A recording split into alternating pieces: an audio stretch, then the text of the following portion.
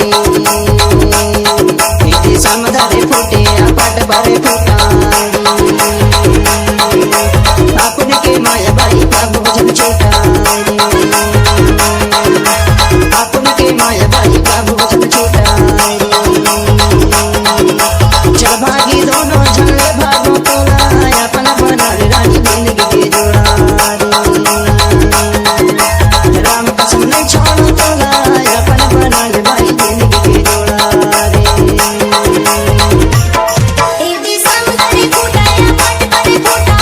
रे इदी समदारे फुटा पाट बारे फुटा रे अपन के माया दाऊ का भोजन छोटा रे अपन के माया दाऊ का भोजन छोटा चल भागी दोनों चलने भागी बोला अपन बना ले दाऊ जिंदगी के जोड़ा रे राम कसम नहीं छोड़ो तोला अपन बना ले राजा जिंदगी के जोड़ा डीजे ओमकार मसराम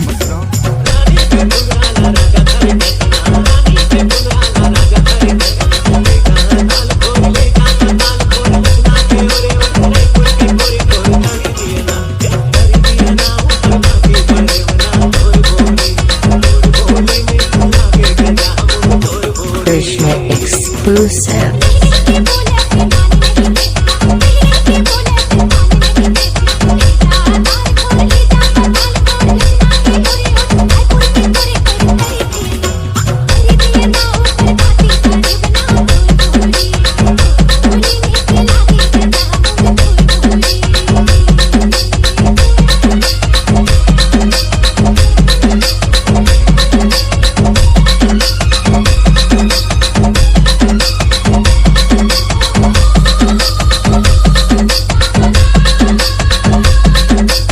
डीजे ओमकार मसराम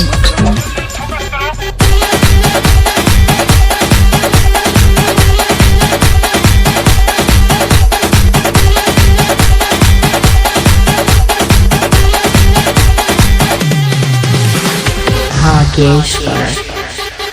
चोली के पीछे का है चोली के पीछे चोली के नीचे का है चोली के नीचे चोली में भी है मेरा चोली में भी है मेरा चोली में भी है मेरा चोली में भी है मेरा ये दिल में चोली अरे लाखों दीवाने तेरे लाखों दीवाने आशिक पुराने तेरे आशिक पुराने आशिक दीवाना ऐसा मेरी गजल जैसा मेरे शेर जैसा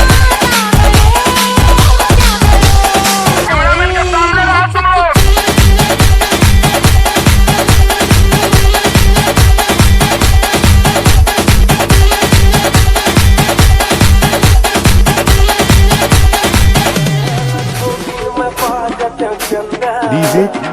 ओमकार मसराम डीजे उद्मान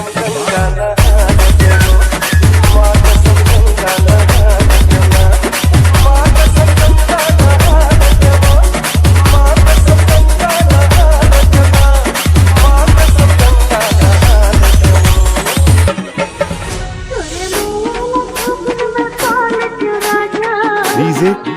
ओमकार मसराम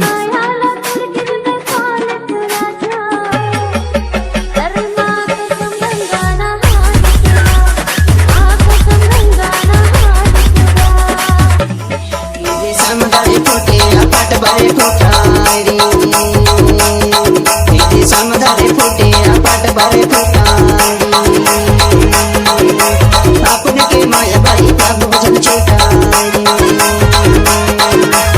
आपने के माया बाई का